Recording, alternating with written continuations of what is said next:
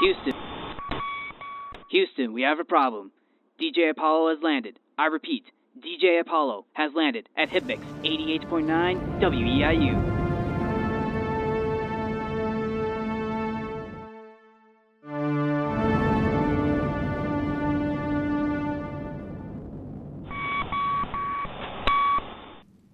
Welcome to the Tales of Music and Film podcast. My name is DJ Apollo, or aka Christian Taylor. And ladies and gentlemen, we did it. We are at episode number 60. And I cannot believe this. I am just in a state of just pure shock. I cannot believe that I'm hitting 60 recordings. My original goal was just to hit 50. And I set a new one, like, hey, let's go for 60, and here we are. And it looks like I might even go past that. But for now, we're going to do a 60th recording special. And today, we are covering a film that I've grown to love a lot more the last couple of years. And I want to dedicate this recording to my amazing mom. This is one of her favorite movies of all time. And Mom, this recording's for you.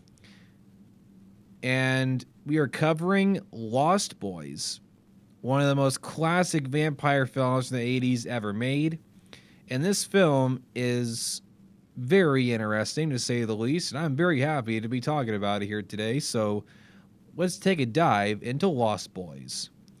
Teenage brothers Michael and Sam, played by Jason Patric and Corey Haim, move with their mother, Diane Weist, to a small town in Northern California, while younger Sam meets a pair of kindred spirits and geeky comic book nerds, Edward, played by Corey Feldman, and Alan, played by Jasmine Newlander. The Angus-ridden Michael soon falls for Star, played by Jamie Gertz, who turns out to be a thrall to David, played by Kiefer Sutherland. A leader of a local gang of vampires, Sam and his new friends must save Michael and Star from the undead. The movie was released on July 31st, 1987, and the director was the late great Joel Schumacher, who was famous for directing Batman and Robin in 1997. The movie features a song called Cry Little Sister. The movie was distributed by Warner Brothers. The movie had a budget of $8.5 million, and the movie would go on to gross $32.2 million. So it wasn't like, a huge smash hit, but it did make a lot of money back. It was kind of like a sleeper hit. I feel like this movie was probably viewed more as a B movie, but it ain't no B movie anymore. And the cinematography was done by Michael Champion. And, the main cast for this movie, we have Corey Haim, we have Kiefer Sutherland, Corey Feldman, Jason Patric, Jamie Gertz, Jasmine Newlander, Brooke McCarter, Alex Winter, and Diane Weist. That's really about the main lineup for this movie. And I'm telling you right now, man, the cast for this film is incredible. And I think everybody involved in this film, they all brought their A game. This movie is fantastic, and I'm very excited to talk about it. So let's get into it. So the first talking point that I want to get into is that Lost Boys is my mom's favorite movie. She introduced me to this film when I was a young teenager. I was probably around 12 or 13 when I watched this for the very first time. I got obsessed with it pretty quickly. Now, I am a big fan of vampires when they're done right. And vampires have a long history in the 21st century of being done in the worst way imaginable. Vampire Diaries and the Twilight movies. Those movies portray vampires so horribly, I can't even put into words. It is atrocious that is how a lot of people view how vampires should be. Lost Boys shows you how vampires should be. Terrifying and mysterious, I guess you could say. Like, they are a real threat, and you don't mess around with them. And one of my favorite memories about this movie is that me and a group, unfortunately this group, we're not friends anymore, but I had a small group of friends, and we called ourselves the Outcasts, and one time we all got together at one of our friends' houses. We were in the garage during the fall of 2017, I believe it was, and we were seniors in high school, and we all watched the movie on a television inside the garage, and that was when I really started to appreciate Lost Boys, and we had a really good time, man. I enjoyed it, you know, and that's when I really started to realize, dude, this is a very good film. And on a side note, Lost Boys is like as 80s as you can possibly get. This movie is an 80s time capsule.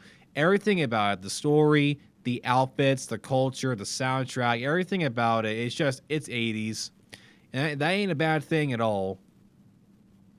And the first thing that I liked about this film is the story. You know, it's just about, you know, this new family moving to this town because they're poor. It's about these two brothers and their mom moving to this town to live with their grandfather. And the two brothers, their names were, hold on here. Their names are Michael and Sam. And dude, they're great characters. I think Jason and Corey did a great job portraying them. It's like the whole 90-minute runtime, you could really feel the connection between these two, you know? And what I really liked about this movie is like how good the family group is. I feel like in a lot of movies, especially in the 80s, a lot of families I felt like were portrayed in a very negative light. Because I feel like in a lot of 80s films, the families were kind of, you know, they're either toxic or just they weren't nice to one another, and there'd always be some of them arguing. It was such a nice change of pace to finally see a family who talks to each other in a nice way. Like, there is a loving connection between this mom and her two sons. You know, you can feel that. You feel the history, you feel the connection. There's no toxicity to be seen whatsoever. It was just a good, wholesome family. And the grandfather was a nice addition too. I'll get into him later, but we don't see him very much. He played a key role in the film a little bit. But the story is really good. I mean, I feel like this is kind of a message of like, don't get mixed up with the wrong group of people, and don't try to be part of these bad friend groups trying to act all cool, because what happens is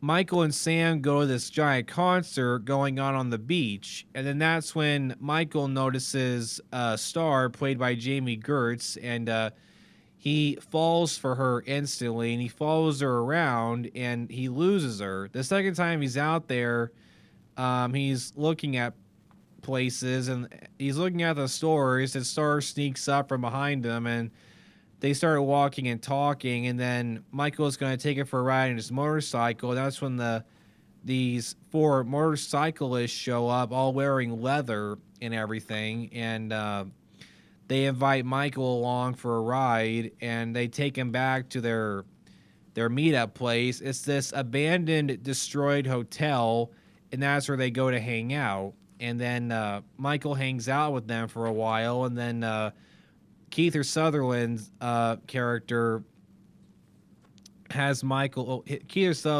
David is the leader of this group, and he has Michael drink this bottle of red liquid. He's told that it's wine, and it turns out to be blood, which we'll find out later on in the movie. Then after Michael drinks this, you know, as the days go on, he realizes that something's happening to him. He sleeps all day, then he's up all night. He doesn't want to eat, like, any real food, and then, like, he notices that when he looks in the mirror, like, he looks like a ghost. And further on in the film, it's like his transformation's getting worse and worse, and then he has to figure out a way to, you know, to get out of this mess, you know, and he works with his brother and his other friends, you know, to fight the vampires and to save Star from the group and everything. It's a really good, it's kind of a feel-good movie, I would say. There's nothing really serious about it sometimes, but it's a real good, you know, like a feel-good summer flick. And the story overall is very strong. Like, the best part about it for me are the characters. Now, unfortunately, one of the negatives that I had with this film is that the movie is a little dated. Like, the way everybody interacts with each other in this film is kind of weird. Like, literally, Sam realizes that Michael is a vampire from a comic book that he reads.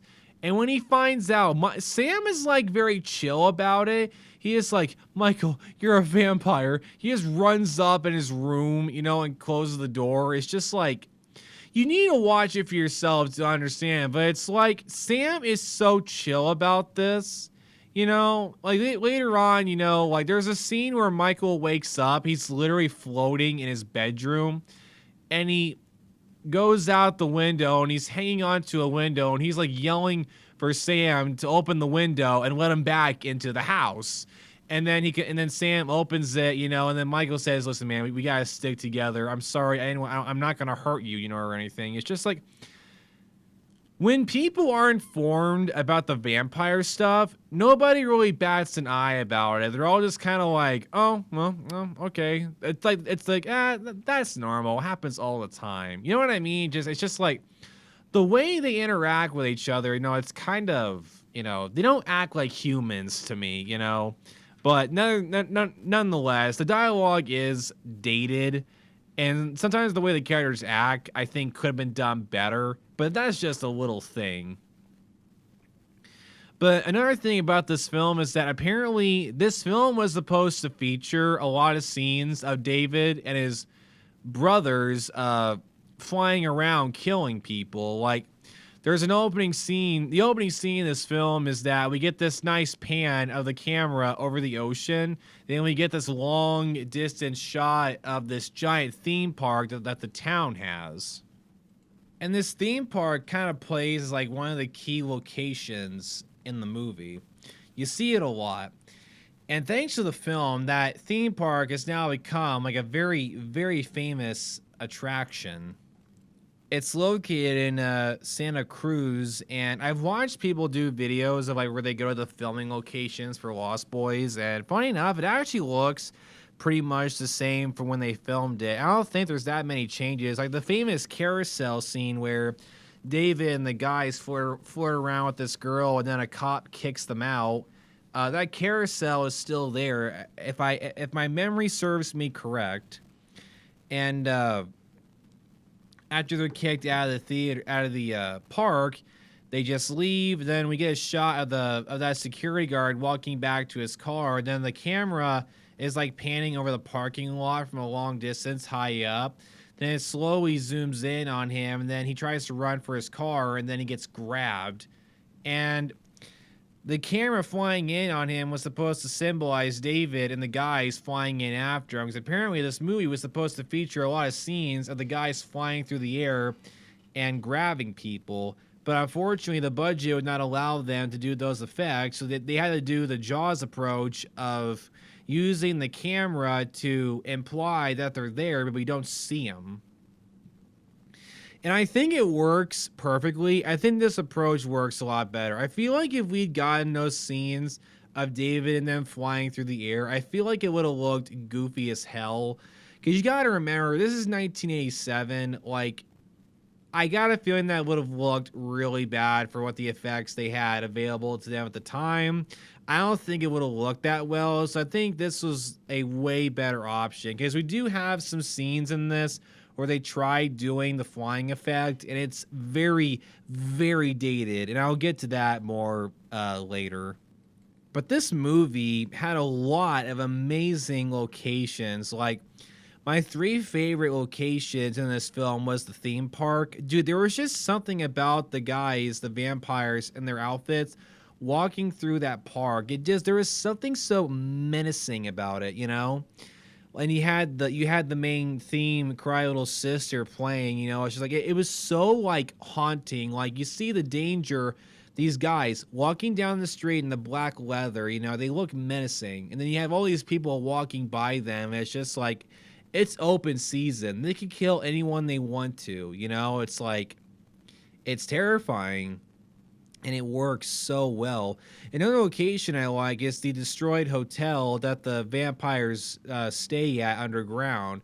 It was a very beautiful set, and I just love the detail in it. That was another huge favorite location. And lastly, one last scene and location that I liked was the scene where David and the other vampires take Michael out to this bridge and they're dangling from it while a train drives over them, and then they all let go.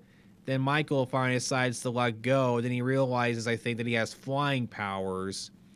Then he wakes up the next morning in his bed, and I like the little detail this movie does where you notice that sunlight's starting to hurt Michael. Like he walks around his grandfather's house wearing sunglasses. There's like a scene where his mom is trying to talk to him, and she tells him to take the shades off. And you notice he tries to look at her, but she's sitting in sunlight, so he like has to look away. I love that little detail. And I also really liked the grandfather's cabin location. That house is actually still there to this very day, but it looks nothing how it did in the film. Like, I think the driveway and all that's gone. But nonetheless, this movie held some very iconic filming locations. I also really loved the scenes of like that giant concert that was going on the beach. I enjoyed that scene a lot, but it's just like there's this scene where we get this giant buff guy wearing this very revealing outfit, and he's like dancing, and he has like this giant saxophone, and he's just like playing it. It's like, if that's not an 80s, looking outfit and thing, I don't know what is, But that was some other stuff that I liked was the beach locations. I loved the water in the background as all the actors and the other, and the whole cast just like sitting there dancing to the music and everything. Like the scene on the beach where Michael meets Star for the first time, like he sees her from a distance, like you can just feel and she looks at him, you feel the connection between them right away. I love it so much. And that's another thing. This movie has an amazing 80s feel. You watch this film, just like the soundtrack and everything about it just screams 80s. But it's just like, dude, I just wish they made movies like this again. This movie is literally a time capsule it takes you back about 35, 36 years ago, and it's so good, man. And it's just the feel of this film is just it makes you wish I was a teenager again, to tell you the truth. Just it makes me wish for a time I didn't grow up in, I've heard nothing but amazing things about the 80s, and it's like I wasn't born until 1999. But this movie makes me wonder what the 80s would have been like. It just kind of gives you a good insight on how people acted back then. They just wanted to have fun, go to concerts, and just live a good, adventurous, and maybe kind of a peaceful life. And going back to the 80s theme for a minute, another thing that I love about this film is the soundtrack. Dude, the music they do for this film and the songs they used are so amazing. My favorite music piece in this is Cry Little Sister. There is something about this song that is so haunting. As you get these segments of like this, it sounds like a group of kids saying a few lines during like the chorus section, and it's really terrifying, and like you hear that music played a lot. I think the most haunting time that piece was used is when we get this shot at the theme park of this wall just crammed full with missing people posters. And this movie actually did use a Doors song in the soundtrack. It's called People Are Strange, but it was covered by someone else. But I think the Doors had kind of an influence in this film because at the destroyed hotel location in the cave where all the vampires stay, there's this giant drawing of the Doors lead singer Jim Morrison on the wall. So it kind of feels like the Doors are kind of part of the theme a little bit. And the song plays again during the ending credits. And there's something about that song, People Are Strange. It fits. So... It's kind of weird, like how well the song fits with the movie. Let's see here. Another song that I noticed was that we have a scene where the guys try to get Michael to kill people. They find a group of guys and women partying at the beach with this fire going, and there's a radio nearby, and it's playing the Aerosmith song "Walk This Way," and they go out there and kill people, and Michael just sits there and watch, and he has to fight the urge not to kill anyone. And that was another scene that I loved a lot, because for the first time we see the vampires reveal their true forms and you see their real faces. Dude, whoever was in charge of makeup, they could not have did a better job designing the faces. Like the way their eyes and faces looked, they looked menacing, dude. Imagine waking up in your bedroom, you just see that face. Like, holy cow, I would scream like a little girl. Like the makeup for this film with the way the vampires look, dude, it's amazing. Like it beats everything we've seen in the last 20 years, in my personal opinion.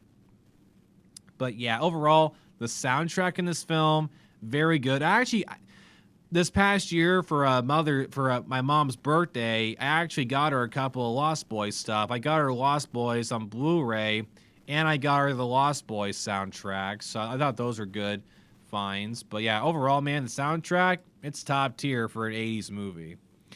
Now, I know you're going to hate me for this, but I want to do a brief description. I want to talk about one of the best things about this film, Jami Gertz. Dude, Star is one of the best characters in this film.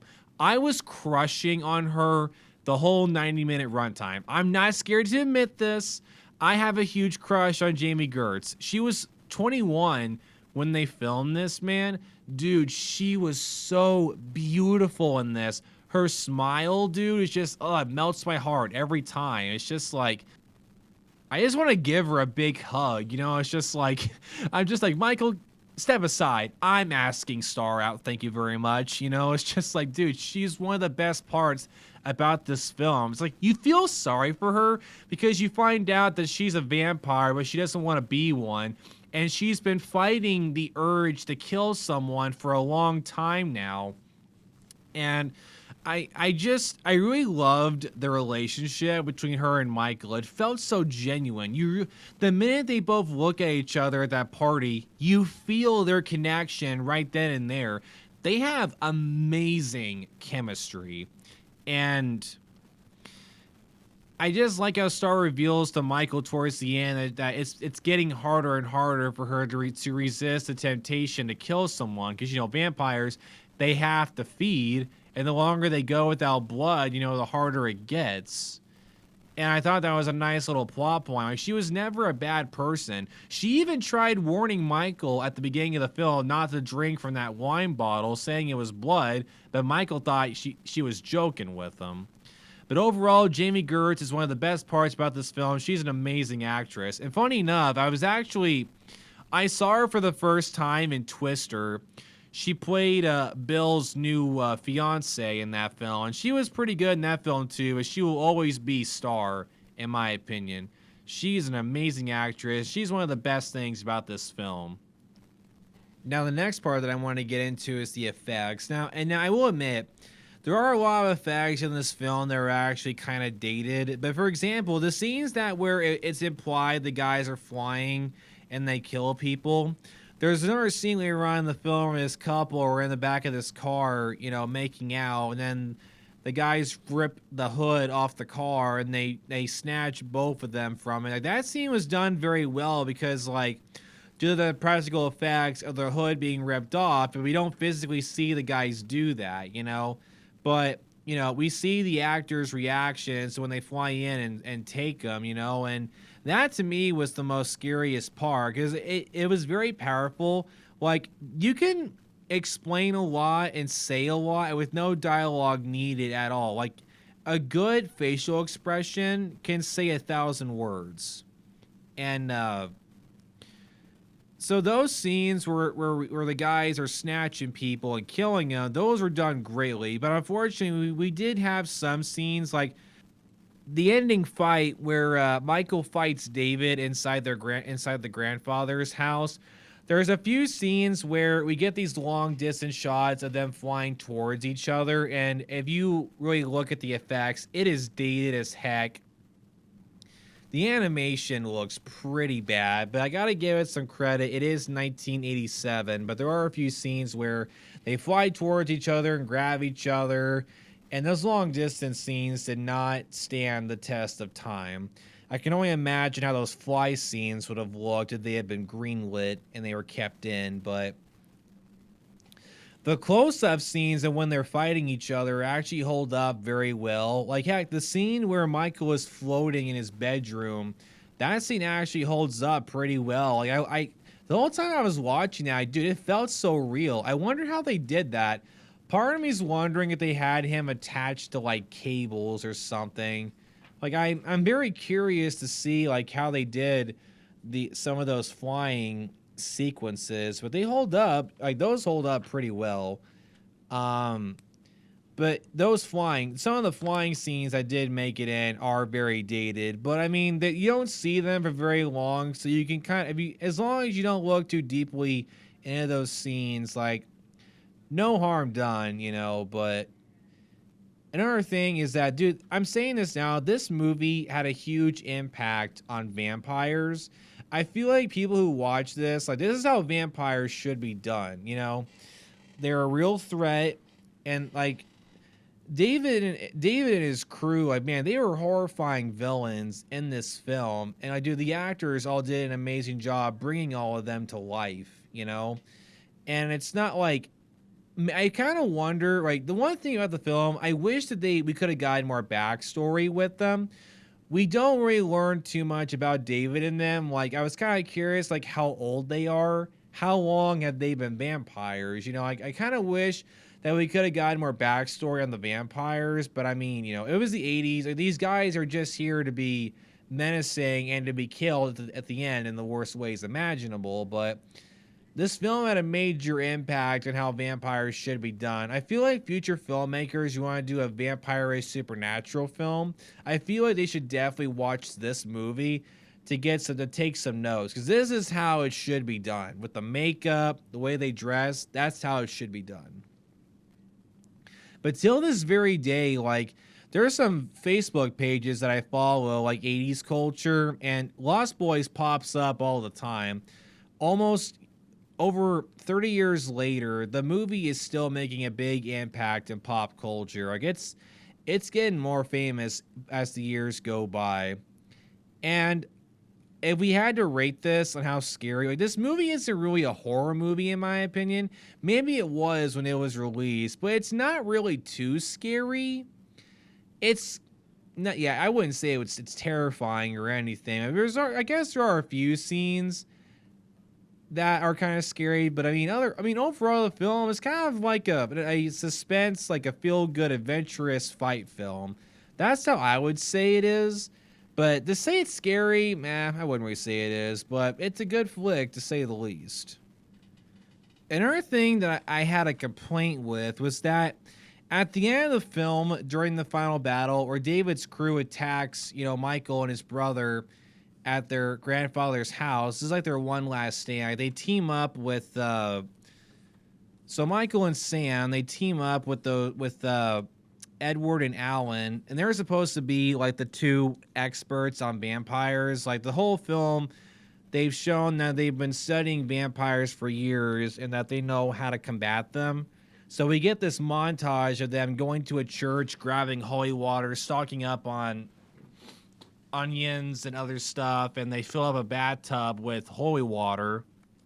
They fill up water guns with them as well.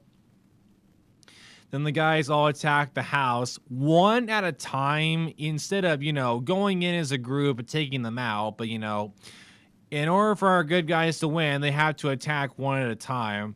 And, like, each death felt way too quick. Like, there's literally a scene in this where Edward and Alan are fighting one of the vampires, and they get their butts handed to them a little bit. They do some damage. Like, they splash holy water on him, but they're both laying on the ground. They're literally screaming, you know, holding each other. And then Sam's dog, it's a husky, just runs in and pushes the vampire into the bathtub, and he spontaneously combusts. And then literally every sink, the refrigerator, everything in the house just starts moving around. And then the whole house starts destroying itself. Then for some reason, blood starts shooting out of every sink. It's just like, that scene was straight out of Evil Dead 2, Dead by Dawn. The whole time I'm watching that sequence, I'm just like, what the heck is going on? You know what I mean? It's just like, what is happening? And then later on in the film, Sam is fighting one of the vampires. He has a bow and arrow, and like, he thinks, like, the vampire flies in towards him. Sam thinks he got him with an arrow. Vampire gets up. Ha, you missed, jerk. Sam's just like, not this time. Pulls another arrow. Vampire, not kidding. He literally just stands there, giving Sam enough time to to shoot a second arrow at him in the heart and kills him. Then he falls back onto their stereo system, and then he blows up. It's just like, dude, these vampires, one by one, they have some of the most, like, over-the-top death scenes I've ever seen. And then we get to David, where Michael and him fight for, like, it felt like a few minutes. And then, like, you know, like, David's trying to tell him, like, listen, I don't want to hurt you, just join me. And Michael's like, no chance in hell. And then David's like, too late, my blood's flowing through you. And then Michael's just like, well, some of it's mine. Then he just throws them into a room where there's these antlers, because Michael and Sam's grandfather's a hunter, and he makes animal displays. So Michael throws David into a room that has deer heads on the wall, and he falls, and the antlers impale him through his heart, and he dies. And all the deaths of the vampires felt way too quick. I wish the fights would have lasted a little longer. It felt way too easy.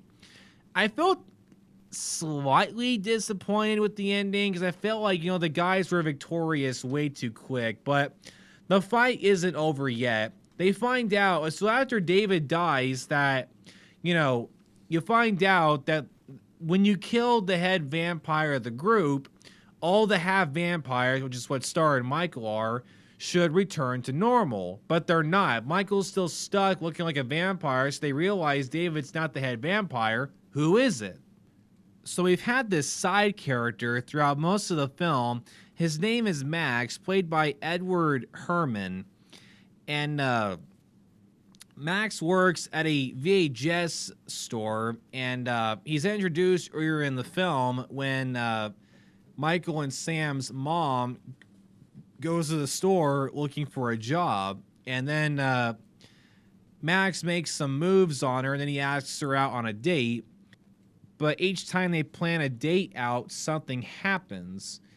Like, you know, like Sam calls the mom over the phone when he finds out that Michael is a vampire, you know, and he's trying to tell the mom, and she's freaking out, so she abandons Max and goes after back home to fix the situation. And then the second time they have dinner is at the house, and Sam and them suspect Max, so they do a bunch of things, like they feed him garlic, you know, and everything to see if he's the head vampire. But they don't realize is the reason why none of their tests worked on him is because Michael invited him into the house. A vampire has to be invited into the house in order to enter through the door. So the minute you do that, none of those tests worked on him, but they don't realize that towards the end of the film. So when the battle is over with, Max just walks through the front door, because Max and Michael and Sam's mom, like, the two of them are on a date while the final battle was going on. And they get back to the house after all the vampires are dead. That's when Max reveals himself that he was the head vampire this whole time. But what's cool is the film gives you little hints that there's something off about him. Because number one, every time we see him, it's during the nighttime. We never once saw him in the daytime. And another thing is that Sam and Michael's mom felt guilty about abandoning him on the first date. So she goes to his house to give him a wine bottle, and his dog runs out aggressively and tries to attack the mom, and she has to run back to her car. And that was supposed to be his, quote, hellhound. So there were little hints that Max was the head vampire most of the film, but the movie did a good job of hiding it because the reveal was pretty surprising, you know. So Michael and Max fight for a little bit, and then Max beats Michael, and then he has Sam by the throat, forcing the mom to join him. And that's when the grandfather, the grandfather, who we haven't seen in a while, he drives through the house in his Jeep and impales Max with a spike. And Max literally, spontaneously combusts. He blows up, and then Michael turns back to normal. Everything's all just fine, you know, and then everybody embraces, you know, the mom hugs Sam and Michael. Everything's good now. Then they run into the kitchen to thank the grandfather for saving them. And then they're all just like, "Are you okay?"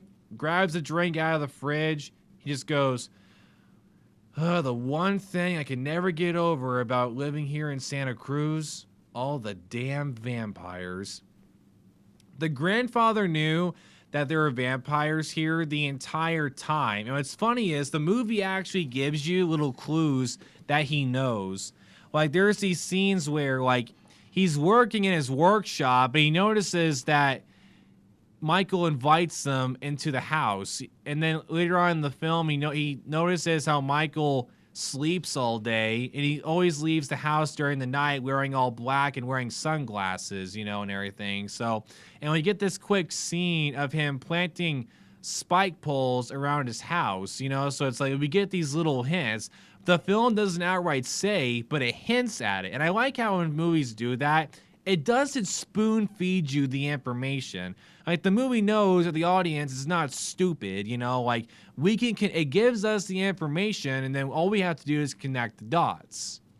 And I like when films do that, slowly give us the information, hint at stuff, and see if we catch it or not. Don't just straight up tell us. I like it when stuff is hinted at. It's more suspenseful, and I think it makes the build-up way better. And I want to get this out of my system. The vampires in this movie would wipe the floor with Bella and Edward and all those poor excuses of vampires from Twilight. These vampires and Lost Boys would have ripped those characters to shreds. It's just like, I like how Edward's like, "I'm a designed creature to kill." It's like, Edward, David would have ripped your head off within the first 2 minutes. You wouldn't have stood a chance. Pfft. Yeah, you're a poor excuse for a vampire. It's just like, the vampires in Lost Boys, yeah, Twilight, yeah, you're not vampires. Sorry. Oh my gosh, Twilight, ugh. You want to talk about a disgrace to vampires? It don't get much better than that. It don't get any much worse than Twilight, folks, but I just had to get that out of my system. But yeah, Lost Boys, man, it does a great job of portraying vampires in a good way. And one last note, did you know that Lost Boys has 2 sequels? I just found this out like last year, that there are these 2 B-movie sequels. And the first one came out in 2008. It's called Lost Boys: The Tribe. Then in 2010, Lost Boys and the Thirst. These movies look like B movies. The posters speak for themselves, but the only connection these 2 sequels have to the original Lost Boys is that Corey Feldman returns to play his character Edgar Frog.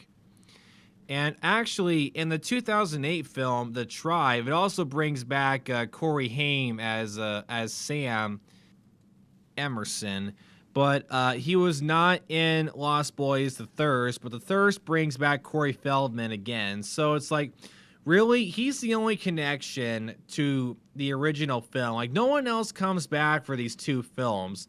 And I'm just like, why do these films exist? You know, they don't look like the Lost Boys to me. Like, I don't understand. The films look really bad. Like the quality, like if you just look these films up and go to Google Images, like these movies look ridiculous. Just like, why do these films exist? Like The Lost Boys does not need any sequels at all. This film does an amazing job just being a standalone film, but I had no idea these films existed up until like a year or two ago, but I can already tell you they're not going to be good or anywhere near as good as the original. Like, Lost Boys is a timeless classic.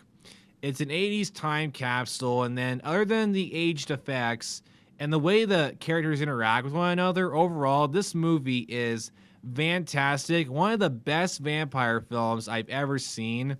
And I just rewatched it last night in preparation for this recording, and it was way better than what I remembered, because that was the first time I've watched it since I watched it in high school with my ex-friends. But overall, this was the perfect topic to celebrate the 60th recording. I hope you all enjoyed what I've had to talk about here today. I love Lost Boys, and it was an absolute honor getting to cover this film. And I just want to take a moment and say thank you to you for all the amazing support you've given me for the last year. I cannot believe that I'm at 60 episodes. This podcast has been nothing but a dream come true. This whole experience, this adventure, has been nothing but a good time. And I'm so happy that you have enjoyed the content that I've created for you. So thank you for listening to the podcast. I can never say thank you enough, but that is going to wrap it up for the 60th episode covering Lost Boys. Hope you enjoyed this recording, and until next time, my name is DJ Apollo, and you are listening to the Tales of Music and Film.